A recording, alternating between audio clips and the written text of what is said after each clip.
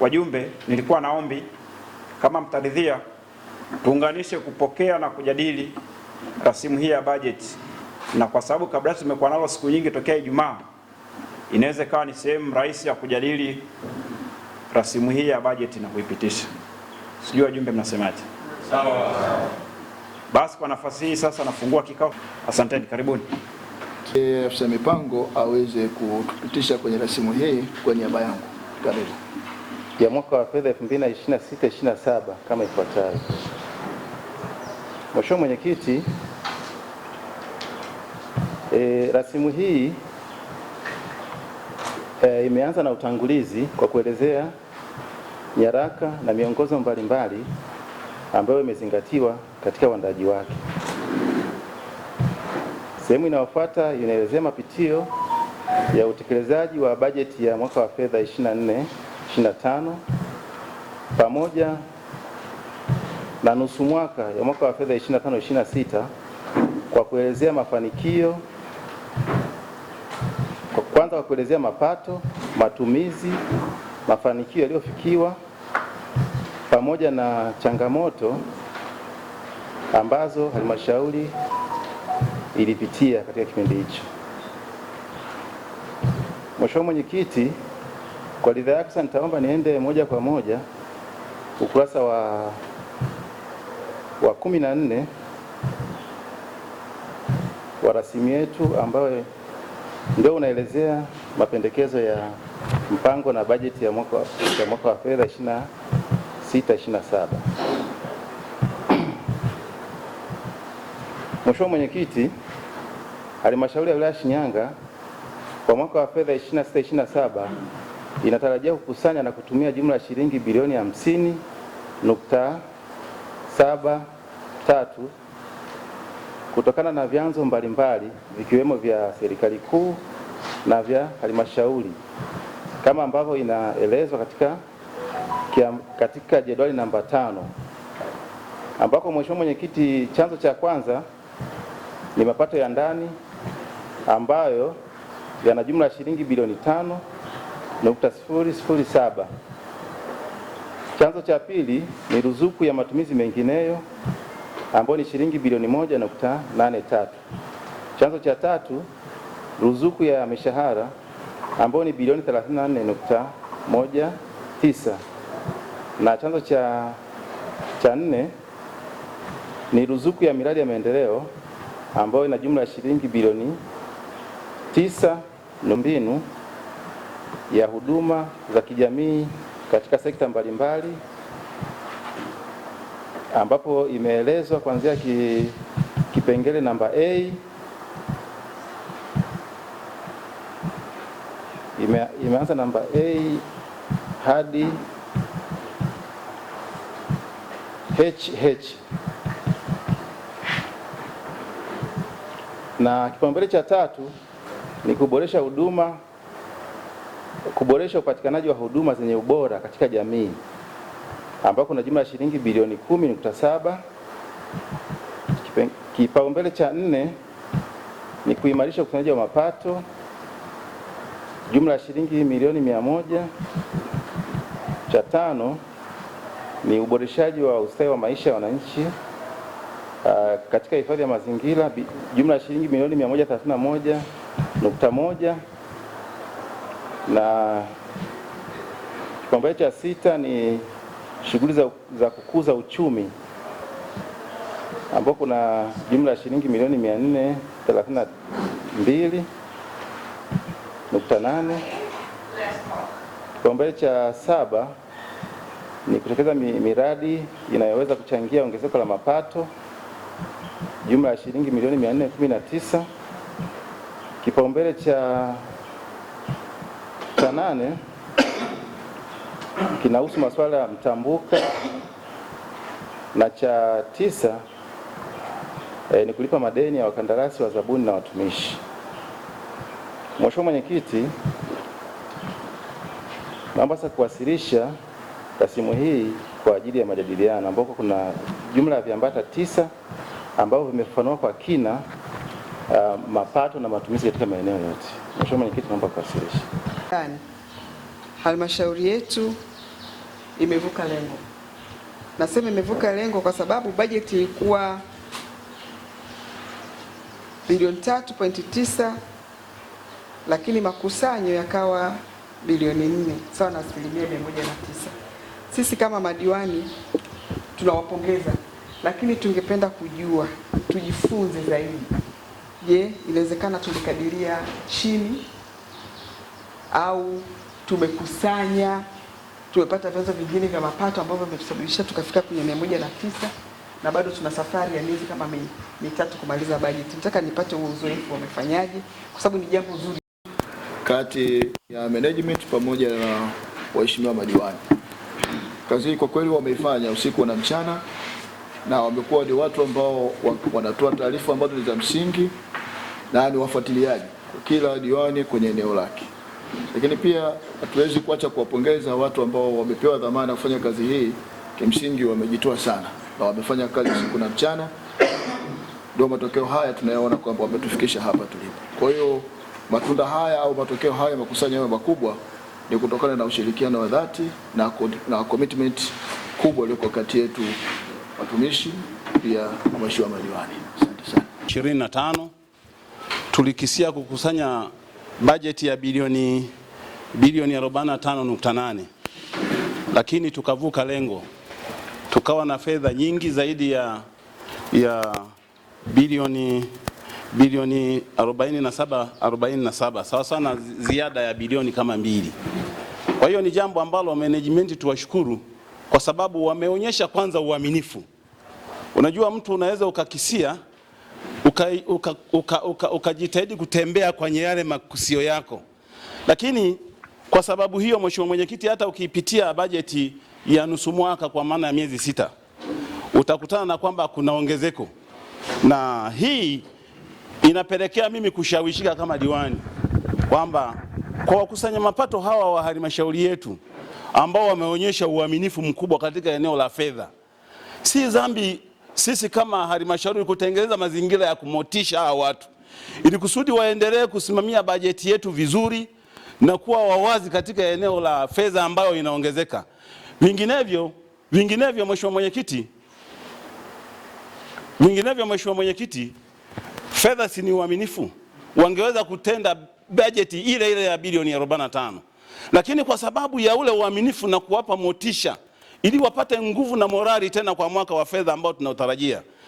Sisi ni binadamu bwana, tunatakiwa tupeane motisha kwamba wenzetu wamevuka salama, na sisi kama halmashauri tutengeneze njia sasa walau ya kuendelea kuwamotisha ili timu hii ya mapato iendelee kupata nguvu ya kukusanya mapato zaidi na zaidi. Mwenyekiti, nawasilisha hoja. Asante. Umeanza vizuri, maana kuwapongeza wataalamu, lakini wataalamu nao wanasema tunafanya kazi kama timu. Kama umemsikia mkurugenzi, kuna sehemu madiwani wamesaidia sana ukusanyaji wa mapato na ukamilishaji wa hii bajeti ambayo ilikuwa inaendelea.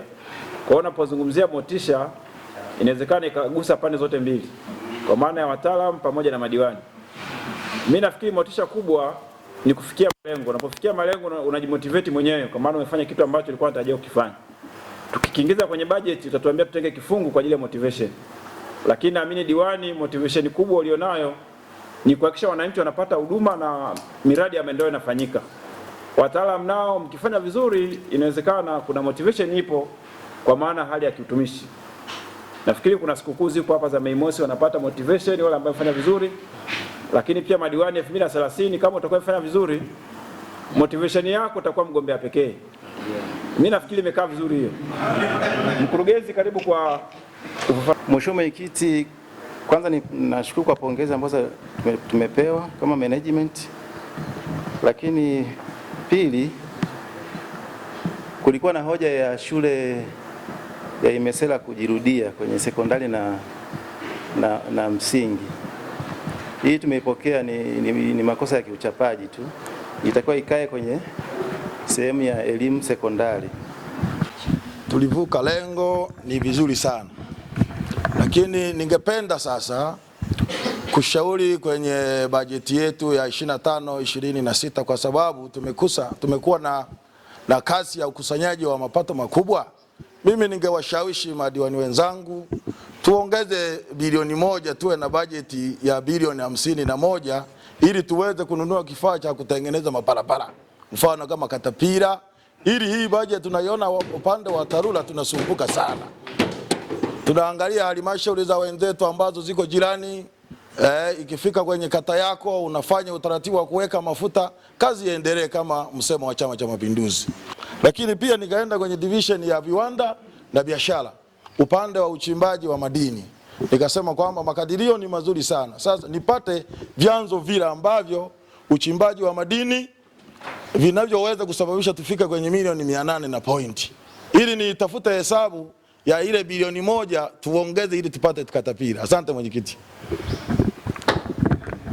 Makadirio ya mwaka unaofuata maana 26-27 naomba nieleze kama ifuatavyo. Makadirio haya tunapoongeza au kupunguza tunakuwa tunazingatia hali halisi ya ukusanyaji katika chanzo husika au katika msimu husika. Na ndio maana ukiangalia kwenye kuanzia mwaka 24-25 mapato yetu yamekuwa yakipanda kidogo kidogo hadi sasa hivi pia, na hata kwenye mapendekezo ni kwamba tumependekeza pia kuongeza.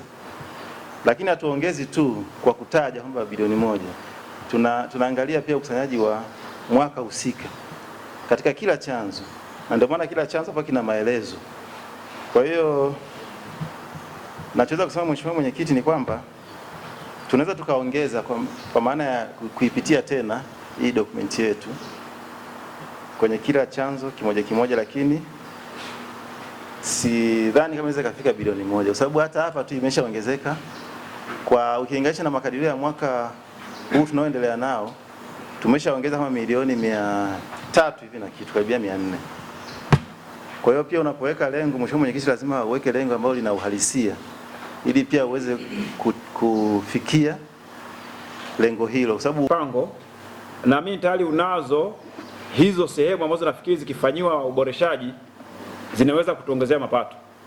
Unaweza ukazitaja kama zimo kwenye kabla, atasema hiyo tunayo. Kama haipo atakwambia hiyo ni mpya tumeichukua, ataichukua. Kwa hiyo mimi nafikiri ili kurahisisha mazungumzo, karibu tuonyeshe njia ambazo nafikiri tukizifanyia uboreshaji kama halmashauri zitatuongezea mapato na kufikia hiyo bilioni 1 ambayo nafikiri inaweza ikawa ni chanzo cha kutuingiza kwenye namna ya kupata katapira kusaidia halmashauri yetu. Karibu. Nazungumza kama mheshimiwa diwani wa kata ya Mwakitorio. Sawa, lakini hoja yangu ya kimadini kwa ujumla kwamba sawa ni makarasha yapo yangeorozeshwa sasa. Na makarasha hayo yako mangapi ili tunaipata ile fedha, lakini bado kuna hiplichini ambazo zilizowekwa pale. Je, tunatoza kiasi gani ambacho sisi kama halmashauri tunapata faida? Kwa sababu hoja yangu ni ile bilioni 1 kununua katapira. Kwanza nichukue nami niungane na wajumbe wengine wamekwisha kuzungumza wakati wanaendelea kuchangia. Niipongeze sana halmashauri kwa kazi nzuri ambayo mmeifanya kwenye mwaka wa 24-25, makusanyo mapato kufikia 109. Sio kazi ndogo, kwa sababu ni kazi ambayo inawagusa wananchi, lakini pamoja na kwamba siku ya mwisho huduma zinarejea wananchi. Na katika mambo ambayo huwa ni magumu ni katika ulipaji wa kodi za serikali, makusanyo mapato na kadhalika. Huwa kuna changamoto za kutosha, lakini inaonyesha ni wazi kwamba hata ofisi ya mkuu wa wilaya haikuwahi kupokea malalamiko. Kwa nadhani modo na approach ambayo mnaitumia ni nzuri, ambayo nadhani inaenda katika mkakati wa elimu pamoja na ufuatiliaji wa karibu. Ndio maana mkaifikia hiyo asilimia. Kwa hiyo ni kazi nzuri ya baraza lako, ni kazi nzuri ya watendaji wenzangu ambao wako katika idara mbalimbali wakimsaidia mkurugenzi. Lakini sambamba na hilo, katika masuala mapato, najua vikao vingi vimeshafanyika mpaka tukafikia hapa kwenye baraza, zimeshajadili katika rasimu hii kuona changamoto ya ukusanyaji wa mapato na sehemu mbalimbali ambazo halmashauri yetu inaweza kupata mapato mengi. Na wakati mwingine tunaweza kuwa tunajifikirisha kuvitafuta vyanzo vingine vipya vya mapato ili kuendelea kuyakuza mapato. Lakini ningependa tuweke msisitizo zaidi katika vyanzo vipya kuvitafuta, lakini vyanzo vyote ambavyo tunavishughulikia. Viko vyanzo ambavyo kuna kipindi vinafanya vizuri, kuna kipindi havifanyi vizuri. Kwa hiyo ni wazi kwamba tunaweza tukaweka mkazo zaidi kuhakikisha kwamba vyanzo vyote vinakusanywa katika tija. Na niwaambie tu kwamba ofisi ya mkuu wa wilaya sio tu ipo kwa maana kufuatilia masuala ya ulinzi na usalama, lakini pia katika mapato maeneo ambayo nadhani yanapwaya mnaweza mkatumia. Kamati hii ya usalama haipo hapa kwa bahati mbaya, ipo kwa ajili ya kuchochea na kuzisapoti halmashauri. Kwa hiyo mimi nijaribu kuchukua case study moja nilikotoka. Tulikuwa tukipata mapato katika hasa magulio na minada yalikuwa yako chini sana, lakini baada ya muda tulitengeneza timu, tukaunganisha na kamati ya usalama, tukaingia front wote, tukakusanya katika tija na tukaweka baseline ya kwamba kumbe tunaweza kukusanya mpaka hapa.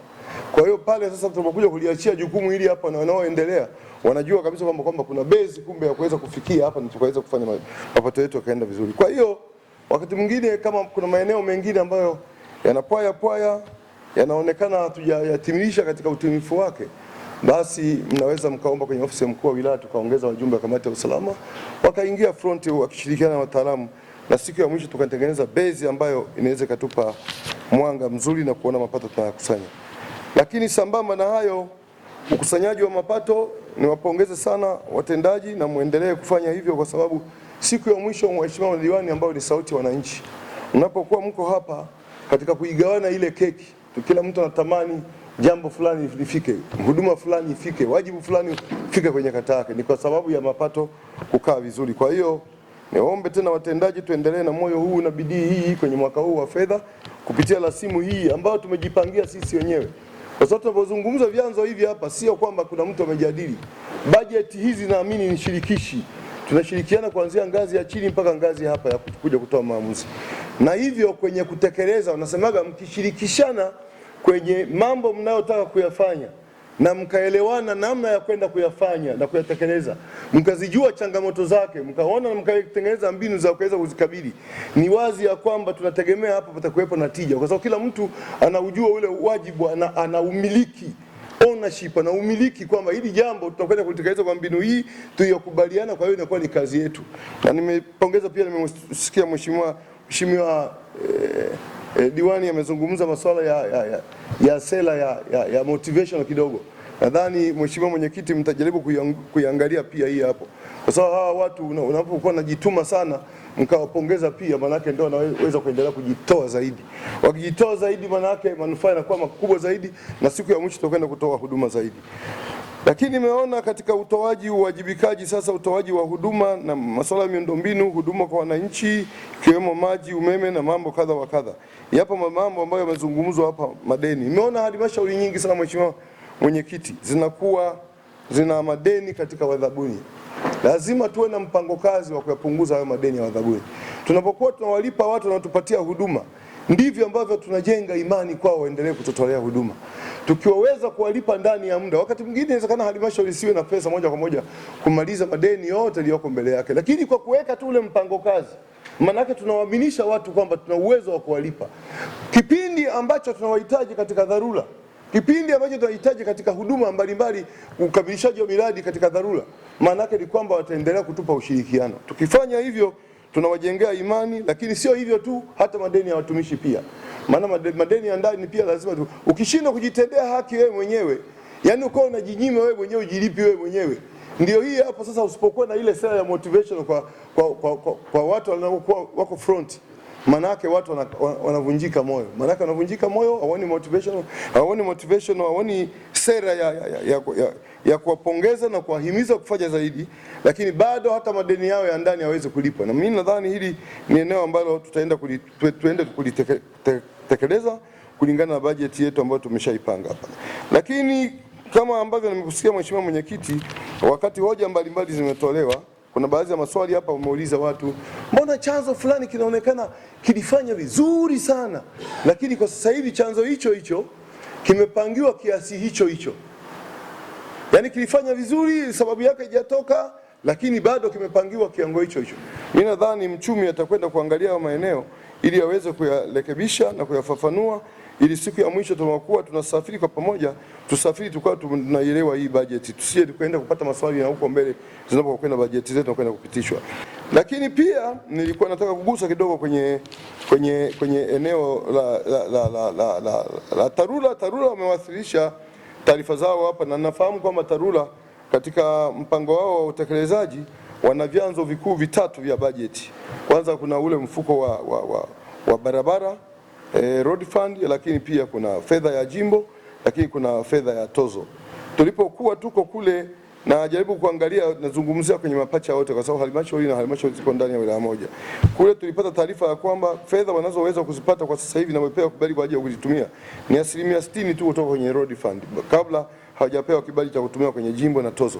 Hii maana yake ni nini? Haituondolee sisi halmashauri ya wilaya ya Shinyanga kutenga kiasi cha fedha katika bajeti yetu kuhakikisha kwamba zile barabara ambazo tunaweza tukazifungua tuweze kuzifungua kwa kutumia fedha zetu za ndani.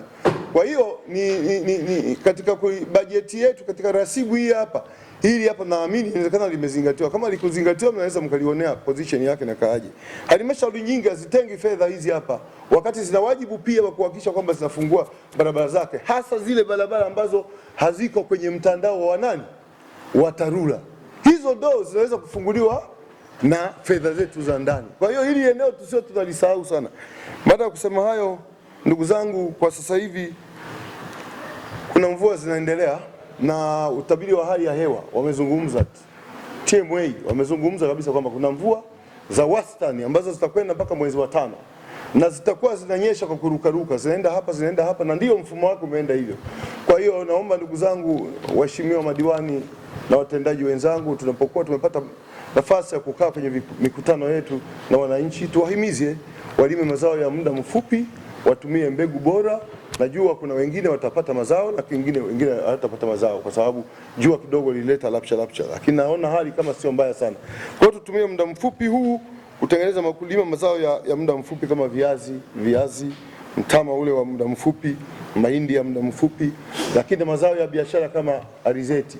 Alizeti ni zao maarufu sana kwa sasa hivi, linaingiza kipato sana kupitia mafuta, mashudu na kadhalika.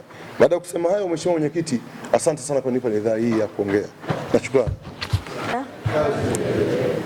Mheshimiwa Mwenyekiti, Mheshimiwa Makamu Mwenyekiti, Mheshimiwa watendaji, Mheshimiwa madiwani, watendaji wote, watumishi wa serikali, Mwenyezi Mungu mwingi wa rehema, kwa nafasi hii leo tumekutana hapa kwa ajili ya kujadili bajeti yetu, lakini kupitia rasimu ya bajeti kwa kina na baadaye kuafikiana kwa pamoja kama madiwani ili shughuli zetu katika halmashauri yetu ziendelee. Mheshimiwa Mwenyekiti, niwapongeze sana watendaji sana kwa kazi kubwa ambayo mnaifanya. Bila ninyi sisi kama madiwani hatuna cha kusimama na kusema, kwa sababu sisi tunasimamia utekelezaji wa ilani, lakini ninyi ni watekelezaji wa ilani. Nyie ndio mko site, nyie ndio mnafanya kazi siku kwa siku. Kwa hiyo niwapongeze sana na niwatie moyo muendelee kuchapa kazi. Tumeona jinsi ambavyo kwa mwaka uliopita jinsi ambavyo mmeweza kukusanya mapato. Mpaka sasa hivi tuna 66.1. Tunaamini hizo asilimia chache zilizobaki kuja kufika mwisho wa mwaka wa fedha zitakuwa zimeshakamilika na kuvuka malengo. Mikakati ni mizuri, ni waombe hasa kitengo cha mapato. Najua mnapitia changamoto nyingi sana. Mheshimiwa Mwenyekiti, sisi kama wabunge wakati mwingine tunapata changamoto. Unakuta kuna wafanyabiashara wako kule Nyandolwa, wako Mwakitorio, wana maloli, wanapakia mawe.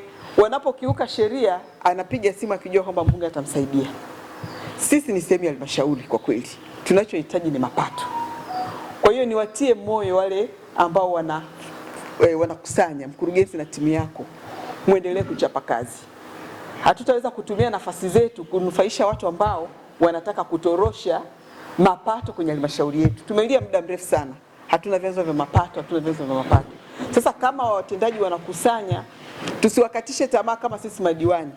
Diwani unaweza kawa eneo kwenye kata yako, kuna mtu anavusha labda mazao, anaona kwamba nikimtumia diwani anaweza akanisaidia nisilipe ushuru. Nafikiri kwa madiwani wa Shinyanga DC tuko macho kuhakikisha kwamba mapato yote ambayo tumeyakadiria sisi wenyewe humu tunapitisha leo yanakusanywa ipasavyo. Na Mheshimiwa Mwenyekiti, kama kuna masuala ambayo kwenye halmashauri yanakwama, lakini mnaona sisi kama wabunge tunaweza tukayasukuma kule mbele, milango iko wazi. Wabunge tunapatikana muda wote, mtutumie tuweze kuyafanya yale ambayo labda kwa level hii ya halmashauri yanakuwa na kaugumu fulani. Sisi kama wabunge ni rahisi kuonana na waziri, ni rahisi kuonana na watendaji. Nyie mnaweza mkasita kwa sababu wengine wanaweza kawa kwenye vyeo vya juu zaidi yenu mkasita kuambia, lakini sisi kama wabunge kwa sababu ni sehemu ya madiwani, ni sehemu ya halmashauri. Halmashauri inapofanya vizuri, hata sisi tunakuwa proud kwamba halmashauri yetu imefanya vizuri. Tunapopata hati chafu, na sisi tunakuwa wamoja wa wale ambao tumesababisha hati chafu. Kwa hiyo mimi naomba tuendelee na kushirikiana, tuendelee na kusaidizana zaidi, tupendane, tufanye kazi kama timu. Baada ya kusema hayo, Mheshimiwa Mwenyekiti, nashukuru sana kwa nafasi hii. Mheshimiwa Mwenyekiti, Mheshimiwa Mwenyekiti wa CCM, Mheshimiwa Kaimu Mkurugenzi, Mheshimiwa Mbunge, Mheshimiwa Dasi na Kamati ya Ulinzi na Usalama wilaya, waheshimiwa madiwani wote, waheshimiwa ndugu wataalamu wenzangu, mabibi na mabwana, asalamu alaikum. Ninawasalimu kwa jina la Jamhuri ya Muungano wa Tanzania. Kazi na utu.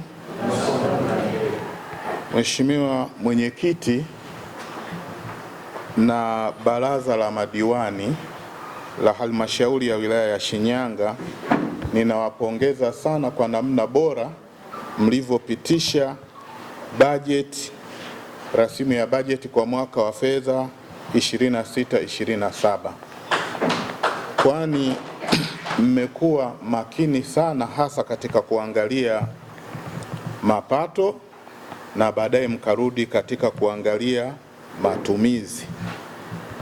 Kwenye hili jambo ninawapongeza sana, na hasa kuna kipengele cha mwisho ambacho kinatokana na masuala ya madini ambacho Mheshimiwa Diwani alikihoji akilinganisha na kiasi cha fedha ambacho kimekasimiwa katika kifungu hicho. Niwaombe tu wataalamu mrudi mkae mkiangalie vizuri kifungu hicho na muweze kuangalia takwimu sahihi mkimshirikisha Mheshimiwa Diwani husika, vile vile mkilinganisha na maeneo mengine wanafanyaje kwenye chanzo hicho, kwa sababu mapato yake yanaonekana kupanda na kushuka kwenye chanzo hicho ukilinganisha na miaka ya nyuma, ili sasa tuweze kujua chanzo hicho kimejumuisha vitu gani, mchanganuo wake uwekwe vizuri. Na hili likiwekwa vizuri, maana yake tunatakiwa kuimarisha kanzi data zetu kwa ajili ya vyanzo vyote vya mapato, na hii itaturahisishia katika ufanyaji wa tathmini wa mapato, kwa sababu inatupa shida, kwa sababu ongezeko linakuwa kidogo au linakuwa linavuka lengo, tutasema labda ni kwa sababu ya hali ya hewa. Lakini ukiangalia mwaka huu tunaokwenda nao wa 25-26, wakati tukiwa tunafanya tathmini kwa ajili ya mapato kwa bajeti tulionayo sasa hivi, tulivutana sana kama wataalamu. Tulianzia hapa tukaenda tukavutana tukiwa Tabora, tukiwa tumeungana na wataalamu kutoka TAMISEMI. Tulivutana sana tukaishia kwenye hii bilioni 4.7, ambapo sasa hivi tunaona matunda yake kwamba tulikuwa tumekwenda kidogo, kama tulikuwa tunapotea kwenye masuala ya kibajeti, kwa sababu kwenye hii bilioni 4.7 tulikuwa tumeibajeti hadi kufikia tarehe 31 Mheshimiwa Mwenyekiti, mwezi Januari 2026, halmashauri yako ukilinganisha na halmashauri za mkoa wetu wa Shinyanga, kulingana na makisio kwa kila halmashauri yetu imeonekana tuko juu zaidi katika makusanyo, kwa sababu mpaka kufika tarehe 31 Januari tuna asilimia 73. Kwa hiyo tuna uwezekano mkubwa sana wa kuvuka lengo kabla ya kufika tarehe 30 Juni.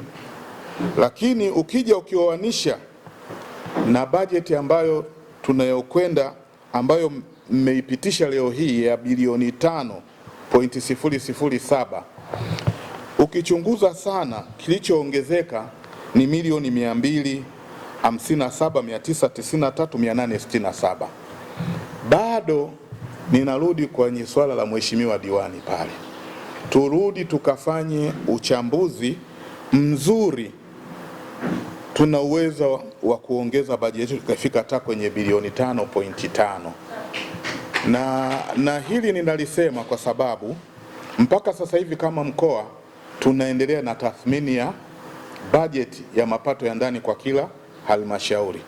Tukimaliza kwenye levo ya mkoa, tutakwenda kwenye levo ya wizara ya TAMISEMI na baadaye tutawasilisha wizara ya fedha. Kwa hiyo wakati wa kufanya majumuisho ya kibajeti katika levo ya sekta ya wizara, tunaweza kukuta bajeti tuliyokuwa tumeidhinisha ikawa imeongezeka tena kidogo. Kusema kwamba bajeti itapungua, hapana, kwa sababu hali ya hewa tulikuwa tuna wasiwasi nao, lakini sasa hivi inatupa matumaini mazuri. Na ukiangalia kwenye bajeti iliyopita, kuna mazao ya dengu yaliweza kutuvusha vizuri, na kama walivyosema wenzangu, kuna swala la motisha, motivation scheme, halmashauri inatakiwa iwe nayo. Na motisha sio tu kwa ajili ya watu wa ukusanyaji wa mapato, kwa sababu swala la mapato ni cross cutting, linapita sehemu nyingi, karibu idara zote zinahusika, na kunakuwa na uundaji wa zile task forces kwa ajili ya ufuatiliaji wa ukusanyaji wa mapato, na hasa wakati wa msimu wa mazao, ambapo tunashauri na tutaendelea kushauri kwamba wale ambao walikuwa kwenye vizuio vya mapato basi wasiwe wa kudumu katika eneo moja. Ikiwezekana baada ya wiki mbili kuwe na mabadiliko, waliokuwa huku wanakwenda upande mwingine. Vile vile ninawapongeza sana katika bajeti ambayo tumeipitisha leo hii, imezingatia miradi ambayo ni maboma iliyoanzishwa kwa nguvu za wananchi. Sasa kwa kiasi fulani zimeingizwa kwenye bajeti yetu kwa ajili ya kwenda kumalizia baadhi ya yale maboma. Nitaomba tu tushikamane katika kuhakikisha ukusanyaji wa mapato unakwenda vizuri kama jinsi ambavyo tumejikasimia sisi wenyewe, kwa sababu tumefanya michanganuo mbalimbali kwa kila chanzo mpaka kusema chanzo hichi tunaweza tukakusanya kiasi hichi, basi kiendane na kalenda yetu. Tukikusanya vizuri, basi utekelezaji wa miradi yetu inayofadhiliwa kwa mapato ya ndani itafanyika vizuri zaidi, na vile vile tutaimarisha utoaji wa mikopo ya wanawake, vijana na watu wenye ulemavu. Kwa kuyasema haya, mwenyekiti, narudia tena kuwapongeza sana kwa kupitisha rasimu hii ya bajeti. Ninawapongeza sana, naomba niishie hapo mheshimiwa mwenyekiti. Asante. Lakini mengine ni maagizo ambayo yameagizwa na serikali kuu. Kwa mfano, ukiangalia bajeti yetu safari hii imejikita sana katika utekelezaji wa maboma ya madarasa ya sekondari. Wote tunafahamu tumekuwa na mtaala mpya shule za msingi. Mwaka 2027 tutakuwa na wanafunzi ambao wanaingia kidato cha kwanza madarasa mawili, kwa maana darasa la 7 na darasa la 6. Na sisi kwenye bajeti yetu tumejikita sana katika uongezaji wa vyumba vya madarasa ili tuendane na mabadiliko ya sera ya elimu. Tutakapokuwa na wanafunzi wengi wa kidato cha kwanza wapate madarasa ya kuweza kutumia. Lakini bado tumeangalia huduma ya barabara. Kama halmashauri tumetenga fedha ya kufungua barabara zaidi ya kilomita 40. Hizi ni huduma kwa jamii. Tunaamini tukiwa na barabara bora tutawasaidia wananchi kupata huduma bora zaidi. Tutasafirisha mazao, tutapata ushuru, lakini wananchi watapata huduma iliyo bora kwa sababu barabara zitakuwa zinapitika. Lakini pia tushukuru serikali kuu kwa kuona kilio cha halmashauri yetu na kupata jimbo la pili ambalo limepelekea kuwa na fedha nyingi kwenye upande wa bajeti ya TARURA. Naamini fedha hizi zitasaidia sana katika uboreshaji wa barabara zetu, na TARURA sasa kile kilio cha bajeti kitaenda kupata mwarobaini kwa asilimia kadhaa. Hivyo basi, ndugu wajumbe, kwa mkutano huu tumepata picha halisi ya jinsi ambavyo halmashauri yetu inaenda kufanya utekelezaji wa miradi yake na huduma kwa jamii kwa muda wa mwaka wa fedha 2026-2027. Niwaombe sana yale ambayo tumejadili hapa tukayafanyia marekebisho kwa sehemu ambayo wajumbe wametamani pawe na marekebisho na maboresho, ili bajeti yetu itakapoenda kukamilika ikajibu halisia wa changamoto na utoaji wa huduma kwa jamii yetu. Lakini safari nyingine, kama jinsi ilivyoshauriwa na ofisi ya mkuu wa mkoa na mkuu wa wilaya, tuangalie na tuwe na ubunifu wa vyanzo vingine vikubwa vya kutuongezea mapato. Tusiwe na ile desturi ya kukopi na kupaste bila kuangalia kuna fursa gani ipo mbele yetu. Naamini idara zote mpo kwa ajili ya kufanya kazi ya utekelezaji ama swala na majambo katika halmashauri yetu. Naamini bajeti inayokuja kuna namna mtaboresha na kusaidia kuongeza mapato kwenye halmashauri yetu. Baada ya kusema haya, basi niwashukuru, na kwa nafasi hii sasa nakiarisha kikao hiki mpaka safari nyingine tutakapokutana. Mimi ninaitwa Charles Bugeta Tarange, ni diwani wa kata ya Liabusaru. Leo tumepitisha rasimu ya bajeti mwaka 26-27. Imeeleza mambo mengi, mengine imegusa moja kwa moja kwenye jamii, mengine inahusiana na huduma za kijamii, imegusa vijana. Kwa hiyo imekizi mahitaji mengi kwa jamii yetu. Nimeona tumehamisa sana kwa ajili ya watendaji wetu, wataalamu, kwa ajili ya kufuatilia ukusanyaji wa mapato ili sasa tuweze kufikia kile kiwango cha bilioni 50+. Ni wito wangu kwa sisi madiwani, kwa sababu tumeguswa moja kwa moja, tunakwenda kutekeleza miradi mingine kama vile imegusa masuala ya maboma. Tutakwenda kuhakikisha kwamba tunasimamia kwa weledi pindi tutakapokuja kuwa tumekamilisha. Zaidi ya yote, naishukuru sana serikali yangu kwa kuona swala hili na kwa kusaidia. Asante sana. Kwa majina naitwa Richard Masele, diwani wa kata ya Didia.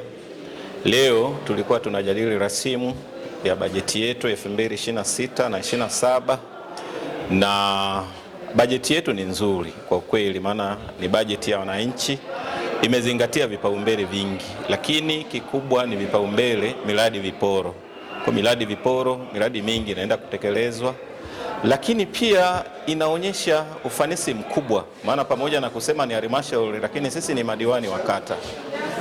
Kama nilivyosema, mimi ni diwani wa kata ya Didia. Ukiangalia kwenye bajeti kuna vitu vingi ambavyo wananchi wa Didia pia wamejaliwa, ikiwemo pia kujengewa karakana kwa ajili ya vifaa vya dhana za kilimo, lakini pia kuna miradi mbalimbali kama zahanati, kituo cha afya, lakini pia 10% tumetenga karibia milioni 500 kwa ajili ya vijana, kina mama, lakini pia na watu wenye ulemavu. Kwa hiyo ni bajeti ambayo itaenda kutupa matokeo, na bahati nzuri hati iliyopita bajeti yetu tumefanya vizuri, maana mpaka sasa hivi tuna zaidi ya 62% ambayo tumekusanya kwa miezi 6. Maana yake tutaenda kuvuka malengo. Hivyo tuna imani kwamba hata hii bajeti tuliyopitisha tutaenda kuvuka malengo, na ile miradi yote iliyopangwa tuna uhakika kwamba tutaenda kuitekeleza.